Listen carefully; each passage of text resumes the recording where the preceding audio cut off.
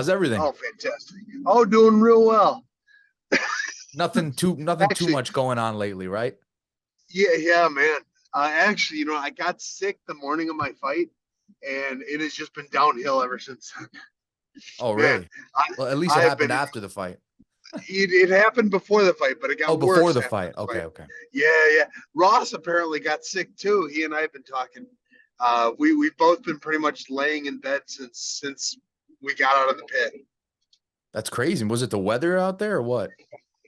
I doubted it was nice. No, I have no idea what it was. Yeah, that's But weird. man, it is. We might have beat each other up, but it TKO'd both of us. For sure. Well, obviously we said we welcomed you into the show, but I think I'd be remiss if I didn't say welcome in the new karate combat heavyweight champion, Sam Alvey, right? How does it feel, man? How does it, obviously we spoke about it the last time you were on the show. How does it feel to sort of, speak it into existence and be the champion now? The excuse me. Uh, it feels incredible. I mean, this is it happened a little sooner than I said it was. Yeah. I was looking back at my tweets and I said by 2024 or in 2024 I will become the Karate Combat champion, and I made it. 2 weeks before. So it is a blessing that I was able to get into that pit and compete against some of the best in the world and win. It's interesting, because I wrote an article recently for the Scrap, and I went into, Mike Perry's newfound success in his, post UFC run. Feels like you've been able to do, what you've been able to do in your post UFC runs, not too shabby, right? Obviously you had the 3 fight win streak. Now you got the world title. I'm curious. I mean, when you parted ways with the UFC, did you think something like this was going to be possible? All these opportunities for you? I, I've always been a guy. I make stuff happen.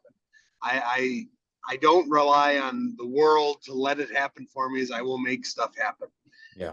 The UFC was a blessing for a long time. The UFC was it has helped shape my life and build my family.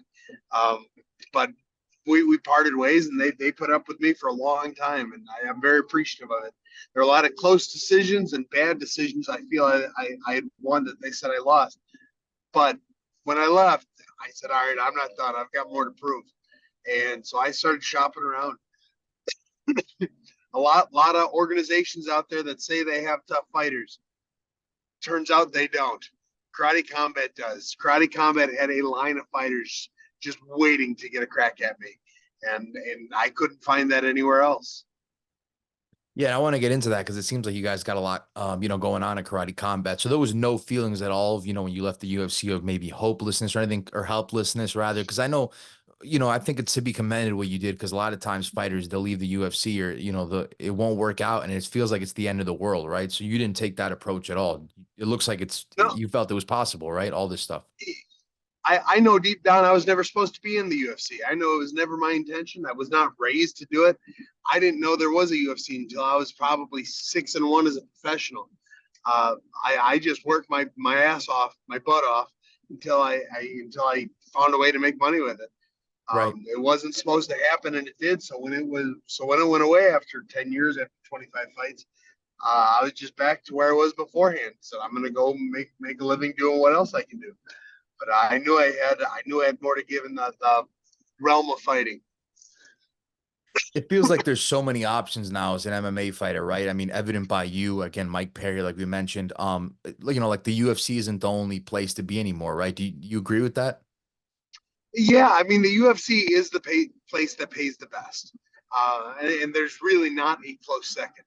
There are ways to make money outside of the UFC, And some people but would it say that's takes not true, right? But you, a former UFC fighter, you would be willing to attest to that, right? Because a yeah, lot of people slam the UFC for the pay. it's easy to slam the king. I mean, when you were at the top of the food chain, it's easy for people to take shots at you. Yeah. But at the end of the day, there isn't an organization that comes close to paying as well as the UFC overall. The PFL is incredible with their $1 million tournaments. BKFC pays their headliners real well and pays nothing to anyone else. Uh, Karate Combat, I made more money in my Karate Combat debut than I did my UFC debut. So there's money to be made, but if the most surefire way to have a career is with the UFC. And I think that's really admirable of you to say that because a lot of times fighters will leave a place like the UFC and they'll take shots at it and they're, in the aftermath of that. So good on you, man. I think that's the right way to go about it. Let me ask you, let's talk about the fight. Levine is obviously a two-time karate combat world champion, right? I mean, he's got experience. He's obviously tough. Did he impress you in there or were you expecting him to be as good as he was? I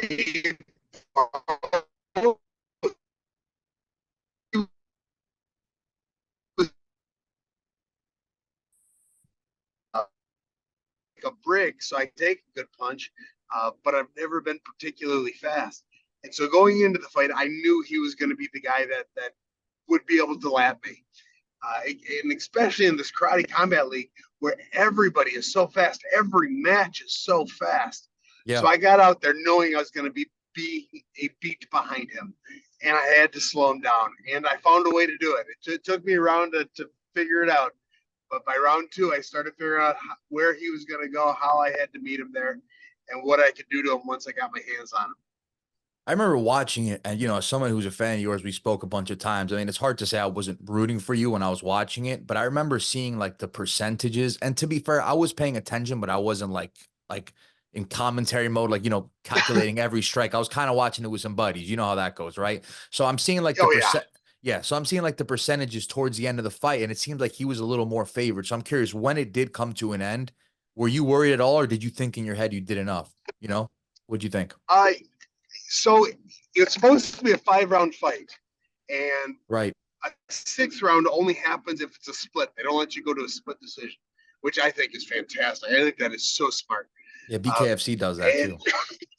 what's that? BKFC, I think, does that as well, right? It's awesome. Oh, really? Oh, it's a brilliant idea. I didn't think it was going to go to a sixth round. I thought I had won.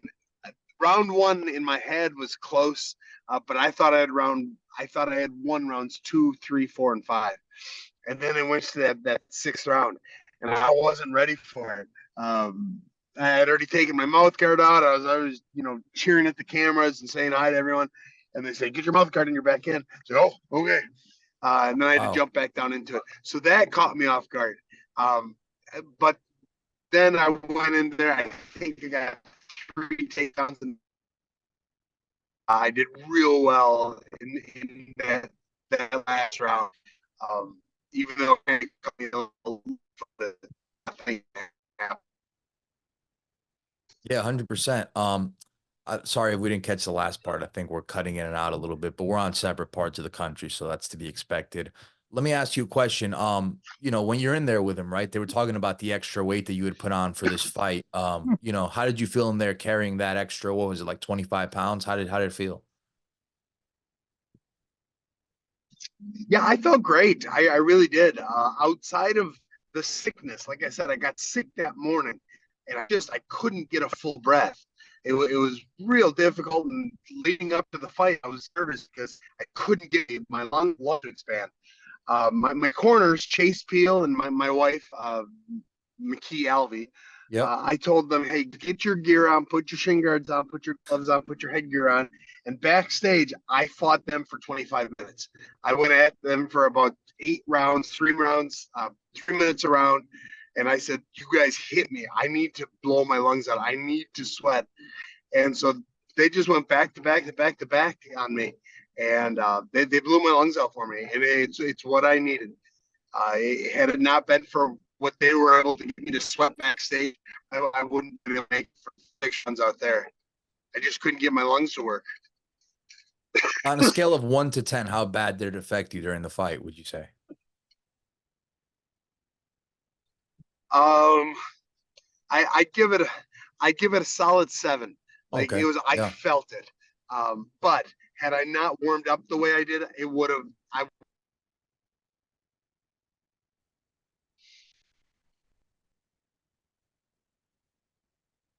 I think we lost you there. Can you hear me? Uh, Yeah, you oh said yeah, I was if you saying it's I'd no give it a worries. 7.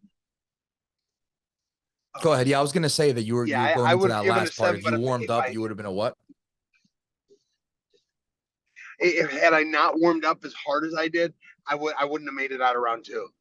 I Wow. mean, my lungs were seizing up, and as soon as that fight ended, they collapsed on me. I mean, I went to the hospital, and to get my hand x-rayed, which is broken. I broke it in round 3. Um, and I was just sitting back there just coughing up a lung. Ross and I, we were actually sitting across from each other, kind of coughing at one another, chatting the whole time. But the sickness got both of us. And we've been chatting ever since. And he says, all right, he finally left Vegas, I think yesterday. And he said, yeah, I just haven't left my hotel room. I got home and I haven't left my bedroom. It's been a rough couple of days since. Yeah, between the hand and the sickness, I'm sure you're not feeling the best. And we're gonna wrap up here. We only got a few more questions because it looks like you're not doing too well either, man. But nonetheless, let me ask you this. After the fight, you called out Darren Till, right, in the post-fight interview. I mean, is that a fight you were eyeballing? Because that's very specific, right? He's a guy that's not competing right now. Still very capable, but very specific call out. Did you have that in mind before the fight? I actually stole the call out from Ross. I saw on one of his Instagram posts, he said, Darren Till, I'm worried about Sam Alvey, but you're next. And I thought about it and said, that That makes makes sense. sense. Yeah, Nobody wants it. Does it's a fun fight. He was a world uh, uh, challenger, world champion challenger sure. in the UFC. He's never fought 205, but I'm an 85er as well that just wants to fight up. So I think the size wouldn't make a big difference. I think it's a fun fight. How do you think a fight like that plays out? I think he has a good style for karate combat, so I think it would make a fun fight. How do you think it would play out? But fight between you guys, a little teaser, if you will. Yeah, I think he would get over aggressive. I think he'd come in and again, I'm used to being the slower fighter. Usually, I'm a slower fighter against people that like to kick. Okay. He's more of a boxer than anything. I think he'd come real hot and heavy. He'd hit me once or twice, but I'd catch him. I'd catch him flat on the way out. I think I'd rock him early in round 1. Probably not finish him until round 2 or 3. But I think it would start bad for me. But by the end of the first round, I would change the pace and he would start respecting my power a little more. Okay. And so you also had Nate Diaz pit side, right? I'm curious because he even hinted in that interview he did, again, pit side, that he would, be interested in doing something with karate combat potentially. I mean, he didn't say it, outright, but he said it would be interesting. I mean, I'm curious, right? Because now it seems like in the world of crossover fights and all these mega fights, like weight and things like that don't really make a difference. Like, would you fight Nate Diaz, or is the weight too much? Do you think would that be too much of a thing? Because he's up there too. He's not that light either. No, shoot. Yeah, shoot. You put me in front of anyone, I'll fight him. To be able to fight a legend like Nate Diaz, uh, and he and I are about as opposite a style as you can get. That would be such a fun fight to prepare for. That would be such a fun fight for the fans. I'm Yeah. in. I almost like that fight more than I like the Darren Till fight. He was there as well. Again, pit side. I mean, he's kind of like in that free agent sort of area right now where he's trying to figure out what's next. I feel like that fight is even bigger fight. It makes more sense. He's an even bigger name than Darren Till. So there you go, man. Food for thought. Yeah, and hey, if he's listening, I think it would be an easier fight too. Well, there you go, Nate. Let's see what are you going to do about that? All right. So let me ask you this as well. As far as karate combat, you feel like, I see you coming out with the entrance. You got a big smile on your face, indicative of the nickname there.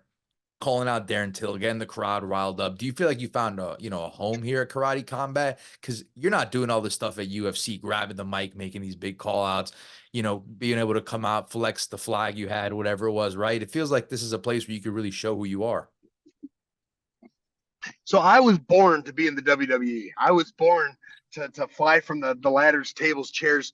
I that is what my true calling is for. I just can't get them to call me back. I mean, So listen, the I'm going to Jake take Paul CM advantage of it. Punk fight will always be on the table. Remember the triple threat match we talked about? That's still going to be on the table. Oh yeah, Let's keep that on the I'm in. table always. Always keep that open. Always. I will take them both. I'll let them do 2-on-1, a triple threat match. Yeah, it'll be great. Uh, so that's always in the back of my mind. But when I'm fighting and they give me the opportunity to run my mouth, they give me opportunity to be a bit of a showman, I'm going to take them up on it every time. I'm going to make sure that nobody will ever regret giving me a microphone, but I'm going to make sure they know something good's coming every time I get it. Well, look, it sounds to me like a man who knows the business, who's been in the business for some time. And yeah, I think we'll go with that. But again, Sam, thank you so much for joining us, man. I think that's a good wrapping point there. We appreciate the time. And guys, It's a new karate combat heavyweight champion. So it's, again, pleasure to have you on, man. Hey, thank you so much, my friend. We'll talk again. All right. Take it easy now. Rest You up. too. Feel better. Yeah, thank you.